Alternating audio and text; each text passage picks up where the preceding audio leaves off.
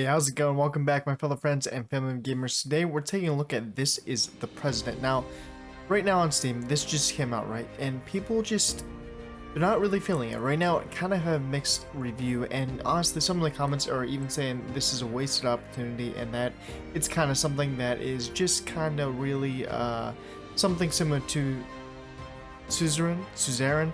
I've never played that game before, so I couldn't give you that experience. But from my gameplay so far in the game, it kind of feels like this is similar to Real Politics 2, if you played that yet, just without kind of the military and without some of the military and without some of the spying opportunities that you would get in this game.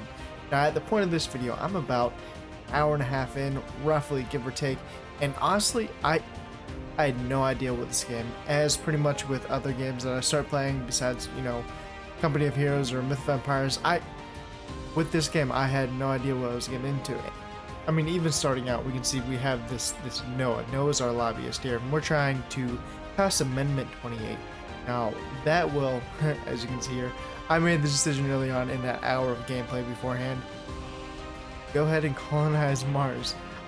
You have these opportunities to go ahead and just sign it real quick, or you can pay for it to go up to a better level and get a better rating approval. And now that rating approval is exactly what you think it is. In the political sphere today, you can always see the ratings of the president and how he's doing. That is absolutely one of the things that they brought in from real life and put it into this game. But like I was saying, Amendment 28, I guess the background of the game, or your character as being the president, is that you did something. You don't, I don't know what just yet, but we did something that we want to pass this Amendment 28 so that once we're in office, it pretty much bars any laws, any problems, any criminal acts that we may have done prior to entering the presidency. Now that, I believe, is the goal, the premise of the game, but how you get there, how you achieve that is absolutely what we're doing here in this game. I mean, you make the choices, you make the decisions, you have your own staff members that you have to answer to, because they can get burnt out real quick. Now, you see real quick, we're going through this. This is one of the short little clips, so you get to entertain yourself with this in the game, and I didn't want to get any copyright strikes for this, so I just went through that really quick. But right there was a theater. My wife here, my future first lady, decided that it would be a good business opportunity, a good marketing stunt, a good publicity stunt to go out there to the theater right before we got inaugurated, because we won the election, we won the popular vote, we won the electoral vote, we're in. And if you didn't know, in this game, it definitely helps you learn some of your civics here in America. But fact is, getting to that point, we may have won the popular vote, but in this game, we surely didn't win the electoral vote. And you have to make that decision of how you're going to kind of persuade certain individuals to go your way, to vote your way. That's one of the things you get to be in this game. You can be a real supervillain, you can be a real nice guy. From what I understand, I'm kind of in a little mix of what I've made up with my character, because there are some really dark choices that you have to get in this game. But you know what? Enough of me talking. Let's just get into it, right?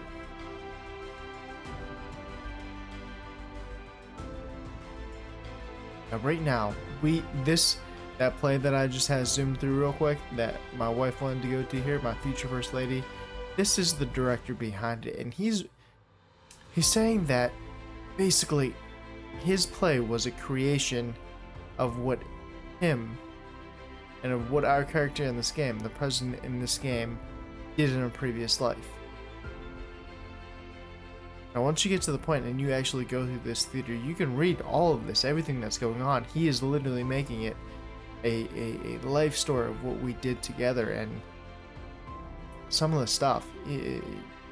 Yeah, I know I went through the video kind of quick there, the theater segment, but what they were saying is we had a love affair, and that we also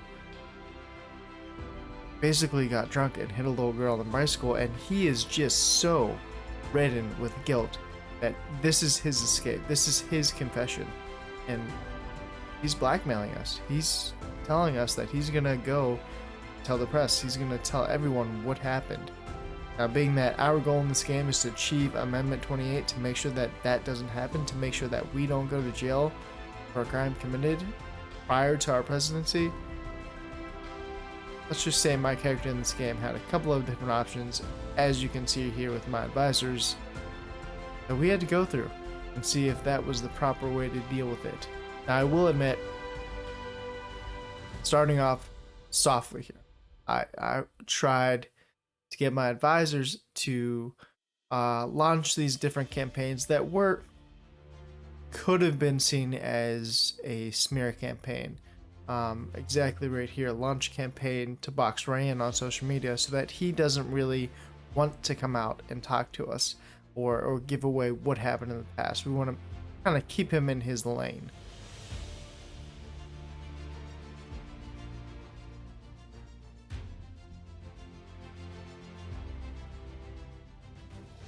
That didn't work. Now these little diamonds that you see below our advisors here, that's also a stress level. Now if they get too stressed out, if they hit 5 or more, they're not going to want to do whatever we ask them to do. Right now, they're on our staff. They're going to do what we want them to do regardless. But it comes at a cost.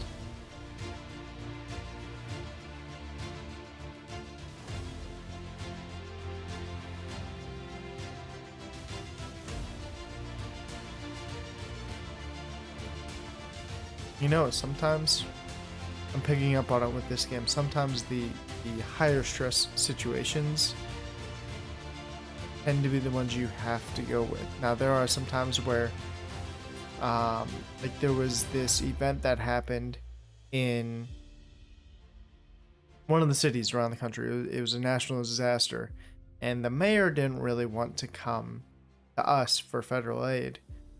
So us being us, the president, having to keep our hands in everything, we sent down our guy Ollie right there to the different options where we could have had just a surveillance drone, we could have had security systems catching up on cameras that would have picked people up who may or may not have been missing. But in the end, there was a third option that allowed us to take a drone that Ollie had been working on, outfit it to have thermal imaging on it, and find people who were stuck below the rebel. And that ended up being the decision I chose with this game, and it didn't stress them out too much. It added a little bit, but it ended up being the correct choice here. Now I'm sure this has eliminated Johnson as he leaves. That's a number 5 stress level, and Ollie cannot take that. And right now, all of my advisors are they're not having me. They're kind of getting stressed out with what I'm asking them to do. So we're gonna see if we can find a different option that won't stress everybody out to the point that they're not gonna do what we need them to do in the next month coming up. As you see here, when your subordinates are burned out, they can't take a further action that you need them to. So they're off the table in the next month.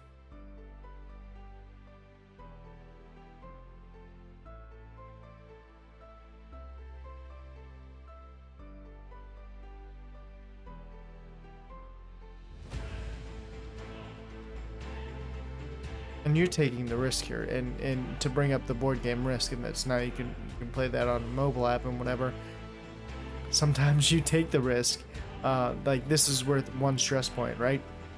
1 stress point. Let's give it a go. It's not going to be the end of the world. We'll see if it works, but at other times it's you try a low stress point, and then you try another low stress point, and then you try another one, and another one, and another one. It just adds on to the stress of your staffers here. That is absolutely something that you want to avoid while still achieving what you need to in this game. Okay, see? We had to make the tough call.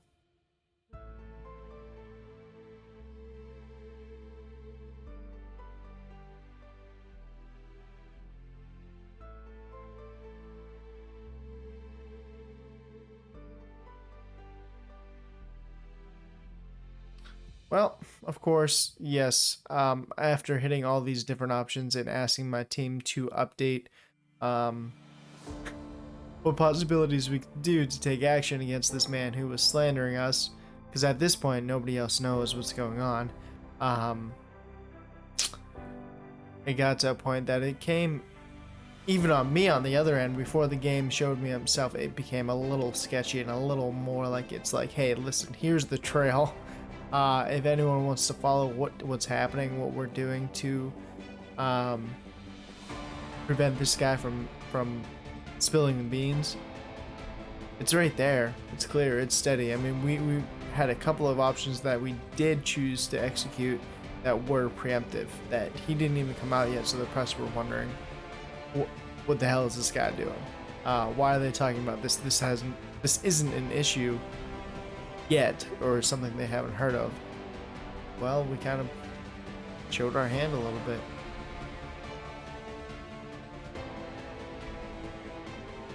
Well, I invite my ex-wife to the ball. I don't know there. Oh, what's the right choice?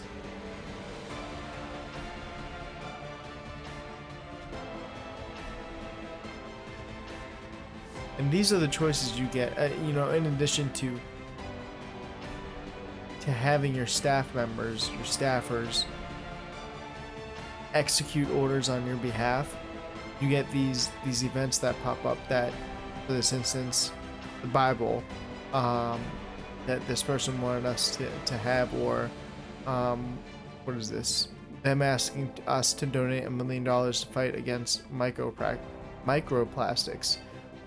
These are events that will pop up during this game, and you know what? At the very beginning, when you start this game, you make promises, and if you don't keep your promises, as you just seen right there, those 2 promises I made at the beginning of the game, your likability, your ratings are gonna tank,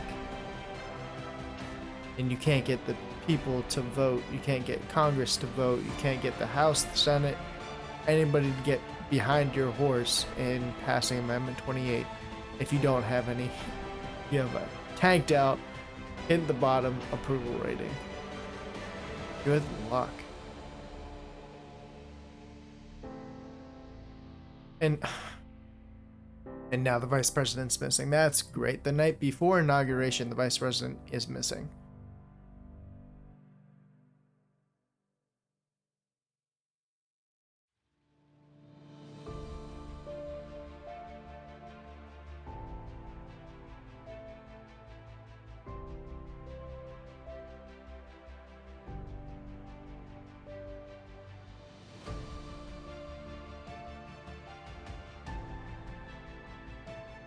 An insane double escaped from the asylum. You gotta spin it some ways, right? Oh my goodness. And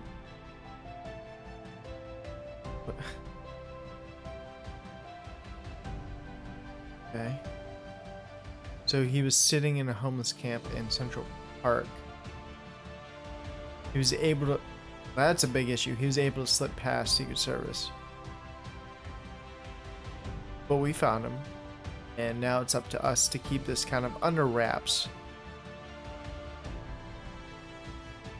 Unfortunately, I think I came into this event with a little, well, kind of lined up the wrong people here, but I had no other choice. Both my other advisors here, they were burnt out, and you know what? I bet we could have used one of them to strong arm someone, or I don't even know what the options would have been if it was our computer guy, but they were burnt out, and you got to be careful of that, because what if you have every single advisor burn out? What do you do? Who do you go to for your decision making? Can you even go to anyone else for your decision making? And you know, that's a problem you're gonna face here if you keep on telling them to do so many high stress level events. Now he went out to the bar, right? He got drunk and he wanted to figure out what he could do to actually make a difference, basically, is what I'm picking up from this conversation. But this might be something that comes up later. How did he get away from the Secret Service? And he's saying, well, he'll teach us if we want. We're a little bit of a snake in this game, I'm not gonna lie. That might come in handy later.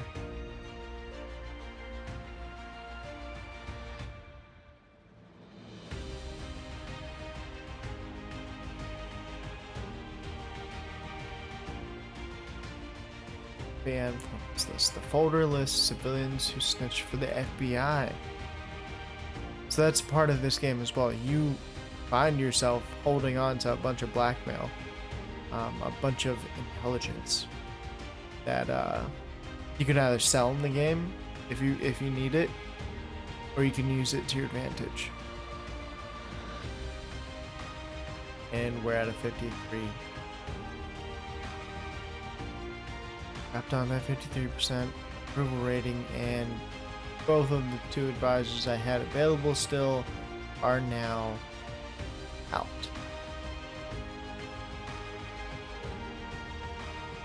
She calls me cowboy. Alright, now this is where it gets really exciting. Not gonna lie, this is where you start your story building. So you can click through all these, well, 3 at the moment, different options to create your speech, and you can hear when it gets to a certain a trumpet sound or a baritone sound, whatever the brass noise is, the brass instrument that they're making when you click on the option. If it's good, I believe it sounds like it's going to be a little higher pitch, a little more harmonious. When it's bad, it's kind of flat, and then it takes you into this area where you have these other 2 additional options you need to then smooth over what you just said. These things that you choose, the choices you make in this game, the story that you're creating for your character, impact every single thing you're gonna do next in the game. So keep that in mind.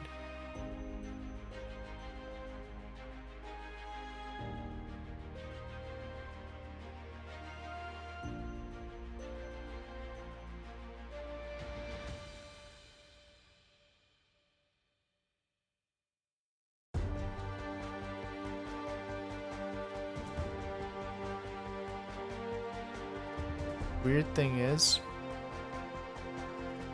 some of these events that are taking place, not like the background story, but some of the issues that we talk about, like the big corporations or going to Mars, that's something that's happening that we're talking about in hot topics today, in the news and on Twitter and Facebook. These aren't things that they're just pulling out of thin air and saying this will be a great direction to go with. This is things that they're actually taking from real events that are going on, or real events that are the subject of whatever they create for their sentences and for the choices they make.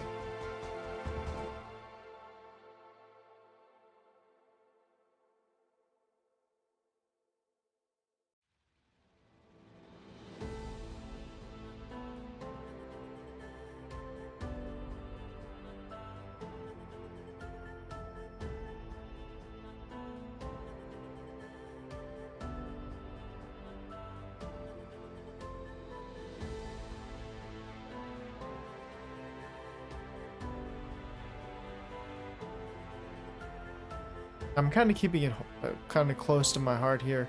I don't want to tell them exactly what's going on, because honestly, about a little over an hour and a half in on the game so far, I still don't know what exactly we did.